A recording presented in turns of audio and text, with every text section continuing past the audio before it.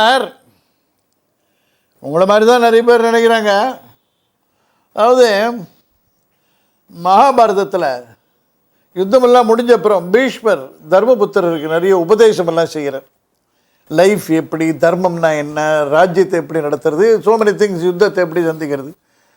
அதில் பெண்களை பற்றி தர்மபுத்திரர் கேட்குறார், அவங்க எப்படி சுபாவம் அப்படின்னு. அதுக்கு பீஷ்மர் ஒரு இது சொல்கிறார். பஞ்சசூடைன்னு ஒரு தேவகன்னிகை, அவள் நாரதர்கிட்ட சொன்னது இதெல்லாம் அதை சொல்கிறார். அதாவது பெண்கள்னா அகம்பாவம், கர்வம், கோபம் இதெல்லாம் தான் ஜாஸ்தியாக இருக்கும், சுயநலம் இருக்கும், ஆத்திரம், எதை கண்டாலும் ஒரு ஆசை, இந்த மாதிரிலாம் தான் இருப்பாங்க பெண்ணுங்க. உயிர்களை எடுத்துன்னு போகிறதுனால யமனுக்கு திருப்தியே வருதில்லை, இன்னும் மேலே மேலே வேண்டிருக்கு.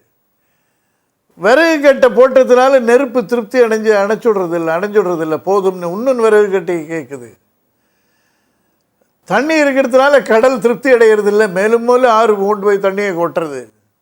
அந்த மாதிரி எவ்வளவு செய்தாலும் ஒரு பெண்ணுக்கு திருப்தி என்பது கிடையாது இப்படின்னெல்லாம் போகிறது. அதாவது அதுக்கு ஒரு கதையும் சொல்கிறாங்க, அந்த பஞ்சசூடையை சொல்கிறார். முன்காலத்தில் முதல்ல பெண்கள்லாம் ரொம்ப இதுவாக இருந்தாங்க, தர்மத்திலேயே நாட்டமுடையவர்களா. அப்போது மனிதர்கள் வாழ்வு ரொம்ப இன்பகரமாக இருந்தது. அவங்க தேவர்களுக்கு ஈக்குவல் ஆகிட்டு வராங்க.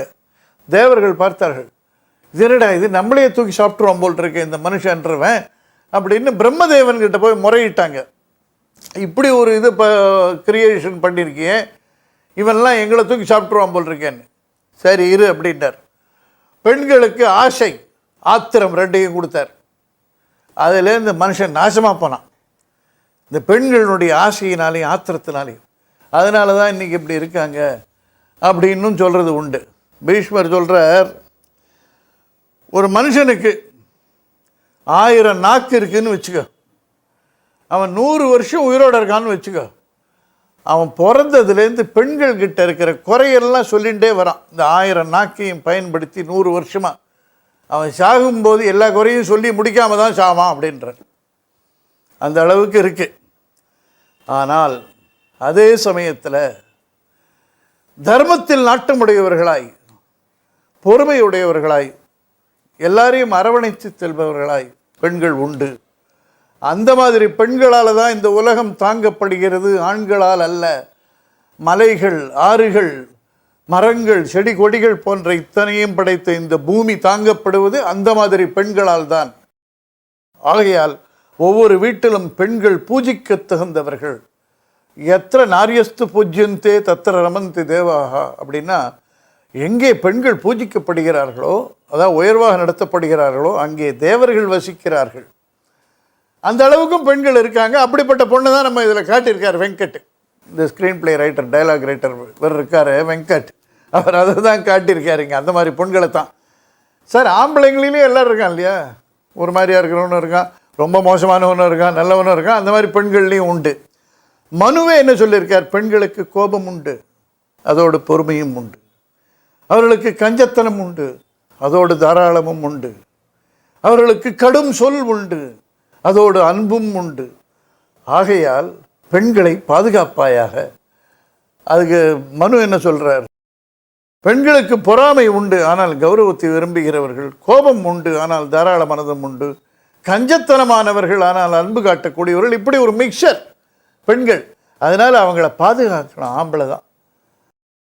அதனால தான் மனு சொல்கிறார், பிதா ரக்ஷதி கௌமாரே, பர்த்தா ரக்ஷதி யௌவனே, புத்திரா ரக்ஷதி வார்த்தக்யே, ந ஸ்திரீ சுவாதந்திரியம் அர்ஹதி. அதாவது பெண்களை அவங்க பால்ய பருவத்தில் தந்தை காப்பாற்றுகிறார், அவங்களுடைய இளமை யௌவனம் அதில் கணவன் காப்பாற்றுகிறான், அவங்களுக்கு வயசான காலம் அதில் பிள்ளையை காப்பாற்றுகிறான்.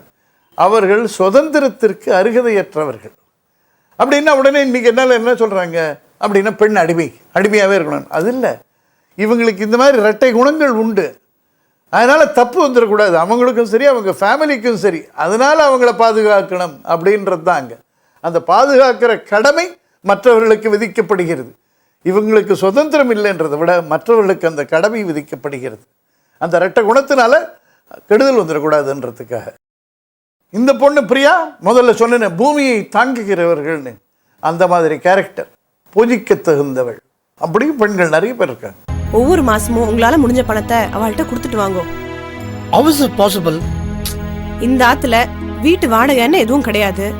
அத மாசம் மாசம் வாடகைன்னு நினைச்சுட்டு அவள்கிட்ட கொடுத்துட்டு வந்துருங்கோ.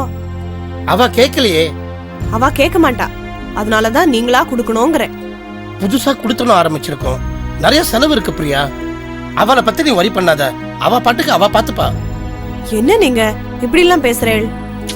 நோ, இதெல்லாம் தப்பு. சரி, இப்ப இப்படி சொல்லிட்டு பின்னாடி பட்ஜெட்ல துண்டு விடுறதுன்னு என்கிட்ட சொல்லப்படாது. வரேன்.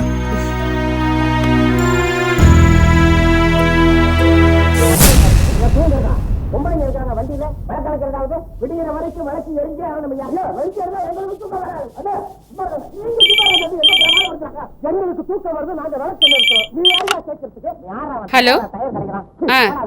இல்ல, வீட்ல யாரும் இல்ல, எல்லாரும் கல்யாணத்துக்கு போயிருக்காங்க. சாயங்காலம் தான் வருவாங்க. சரி, வந்தவனே சொல்லிடுறேன்.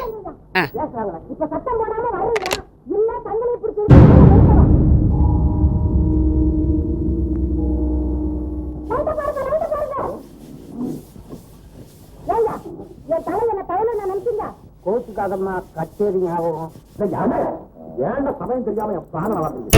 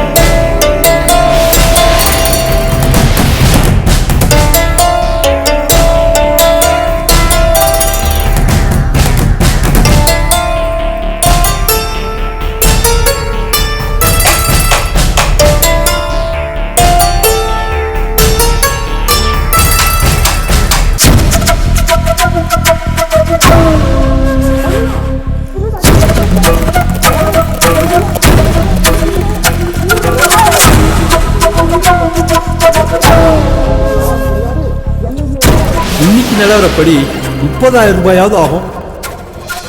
இவ்வளவு பணத்துக்கு நான் எங்க போறது?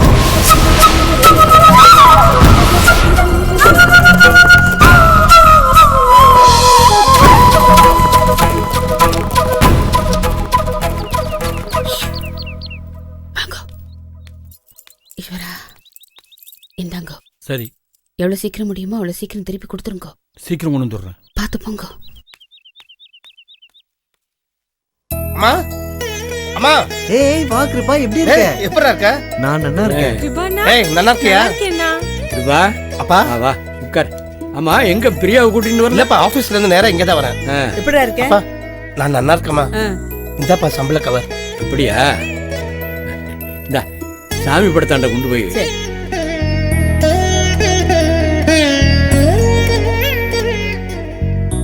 அப்புறம் கிருபா, வேலை விஷயம்லாம் எப்படி இருக்கு? நல்லா இருக்குப்பா. மனசுக்கு திருப்தியா இருக்கணும். எப்பவும் போல உங்ககிட்ட ஆசீர்வாதம் வாங்கிட்டு அப்புறமா கவர் ஆத்து கொண்டு வந்து கொடுத்தா போதும்னு அவ சொன்னா. அப்படியா? பிரியா சொன்னாளா? இன்னும் கொஞ்ச நேரம் சாமி படத்தாண்ட வச்சுட்டு அப்புறம் எடுத்துட்டு போ. சரிப்பா. அப்புறம் என்னடா விசேஷம்? அடிக்கடி என் மாமனார் ஆத்துக்கு வந்து எட்டி பார்த்துட்டு போவார். ஒரே பொண்ணுன்னா ஆசை இருக்காதா? அப்படிதான் வந்து பாத்துப்பா. உட்கார். ஒழுங்கா குடும்பம் நடத்து, பார்த்து செலவு பண்ணு. நீ அவளை விட்டுடு, அவ எல்லாத்தையும் பொறுப்பா பார்த்துப்பா.